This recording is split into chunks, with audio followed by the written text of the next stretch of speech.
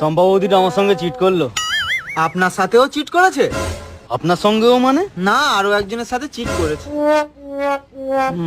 তা কি চিট করলো? এই দেবে বলে দিল না। হয়তো আপনার উপর থেকে মন উঠে গেছে।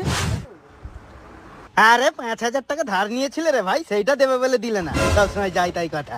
হ্যাঁ, হয়তো আপনার উপর থেকে মন উঠে গেছে, ওই জন্য দেয়নি। এতেও আমার ওপর থেকে মন উঠে গেছে? এতে আমার ওপর থেকে মন উঠে যাওয়ার কি এলো? হ্যাঁ, আপনি কাউকে চালানোর চা পর্যন্ত খাওয়াননি, আর শম্পা বৌদিকে 5,000 টাকা ধার দিয়ে দিয়েছে। আমরা কি কিছু বুঝি না? আমরা কি ঘাসে মুখ দিয়ে চলি? থাক, তোমাকে আর কথা বলতে হবে না, তোমার বিষয়টা আমি জানি।